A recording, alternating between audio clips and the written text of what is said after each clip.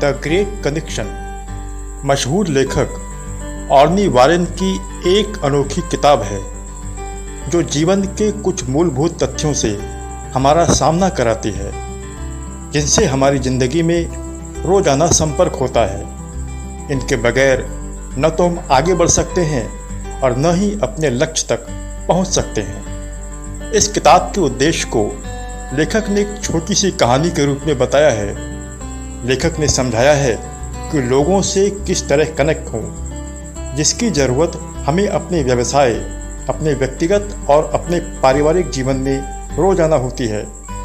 उससे भी पहले जो चीज़ सबसे ज़रूरी है वह यह जानना कि खुद से कैसे कनेक्ट हों, क्योंकि जब तक हम खुद से कनेक्ट नहीं हो सकते, खुद को नहीं समझ पाते, तब तक लोगों से कैसे कनेक्ट हो पाएंगे या लोगों को कैसे समझ पाएंगे। इस किताब के दो उद्देश्य हैं। सबसे पहला, खुद को कैसे समझें और दूसरा, लोगों को कैसे समझें। कहानी के मुख्य पात्र हैं बॉब हैथवे, जिनका बचपन कुछ विसंगतियों से गुजर रहा था।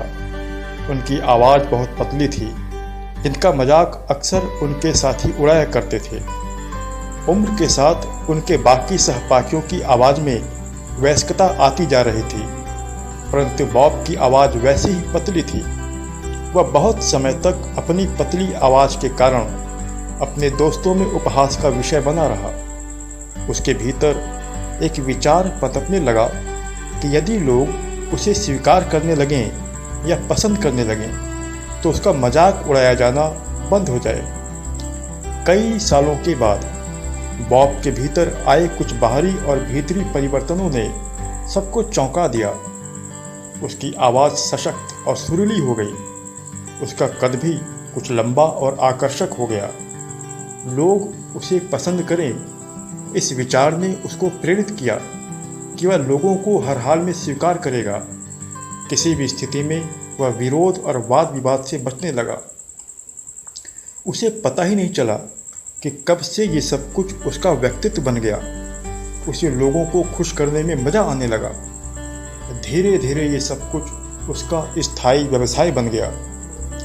जब उसे एक मशहूर रेडियो स्टेशन में उद्घोषक की नौकरी मिल गई, जहाँ पर वह श्रोताओं से रोचक बातें करता, उन्हें हास्य विनोद से भरपूर कहानियाँ सुनाता और जानी मानी हस्तियों के इंटरव्यू लेता। धीरे धीरे वह अपने इस व्यक्तित्व के कारण एक रेडियो उद्घोषक के रूप में पूरे शहर में लोकप्रिय होने लगा। लेकिन बॉब के बॉस ब्लेलॉक अब उसके काम में कुछ परिवर्तन करना चाह रहे थे। वे चाह रहे थे कि बॉब अपने शो में सबको पसंद करने वाली अपनी छवि को बदले। वह अपने प्रोग्राम में लोगों के साथ वाद विवाद करने वाले यानी कंट्रोवर्शियल पर्सनालिटी को लेकर आए।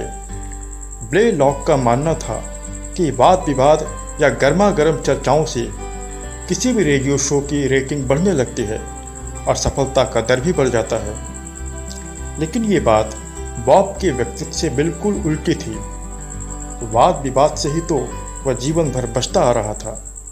लोगों को खुश करना, लोगों को उसी हाल में स्वीकार करना ही उसका जीवन का और उसके व्यवसाय का उद्देश्य बन चुका था।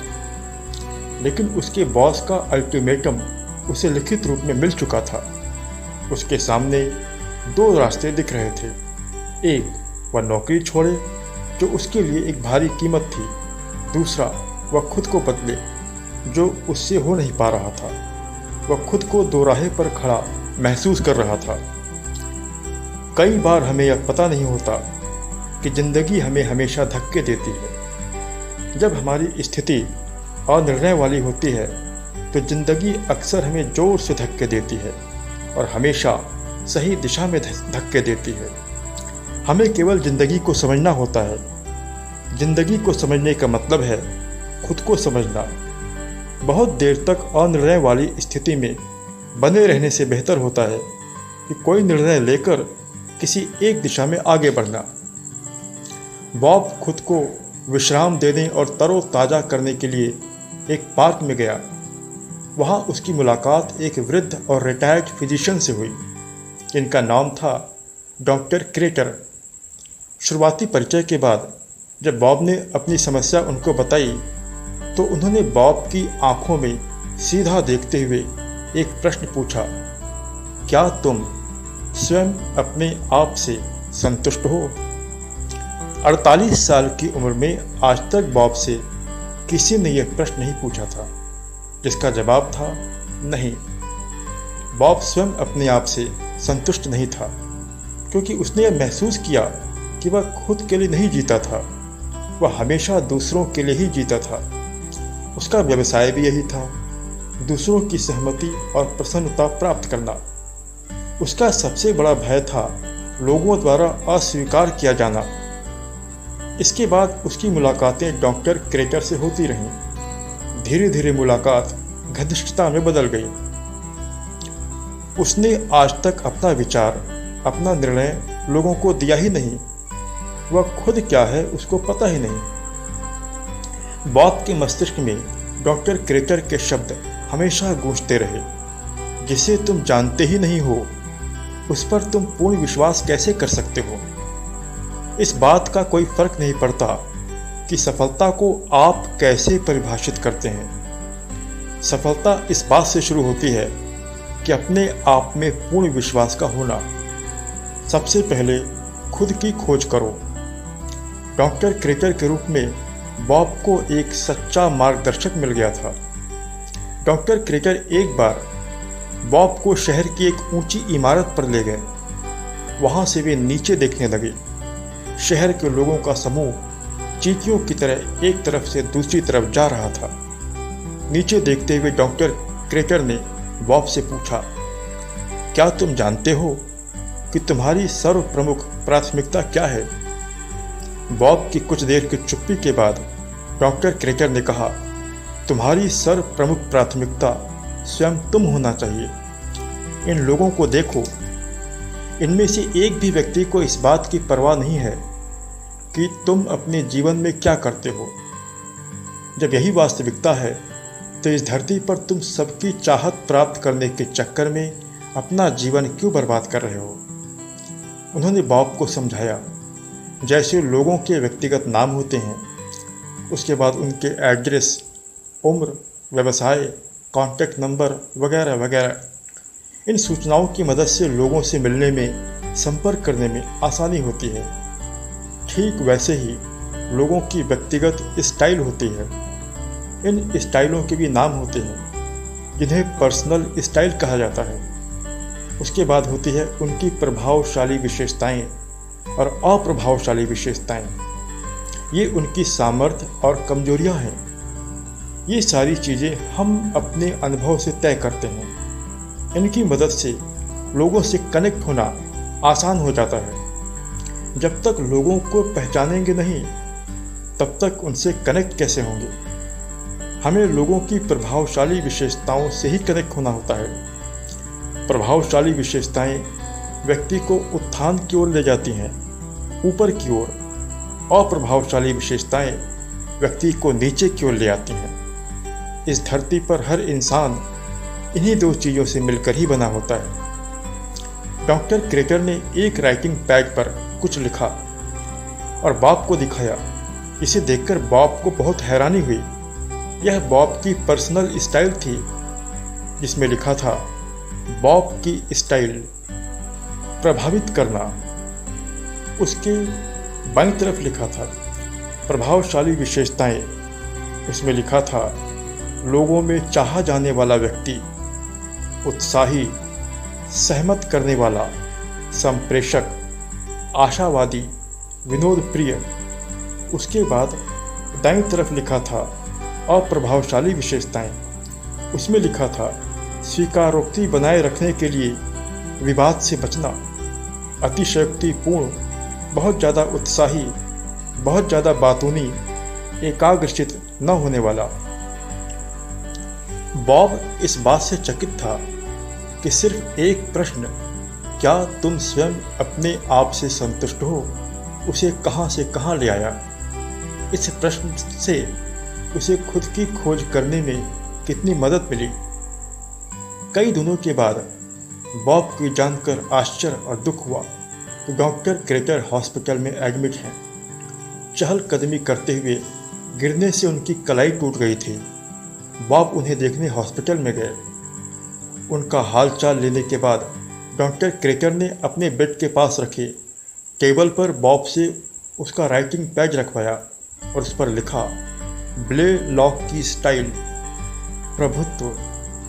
उसके बाईं ओर लिखा था, प्रभावशाली विशेषताएं। उसमें लिखा था, स्पष्ट और आत्मविश्वासी, चुनौतियों का सामना करने वाला, प्रतिस्पर्धा, परिणाम अभिमुखी, वाद विवाद से भय नहीं। उसके दाईं तरफ लिखा था, अप्रभावशाली विशेषताएं। उसमें लिखा था, आत्म प्रशंसक, तानाशाह, मुंहफट, तर्क वितर्क करने वाला, दूसरों की बात न सुनने वाला।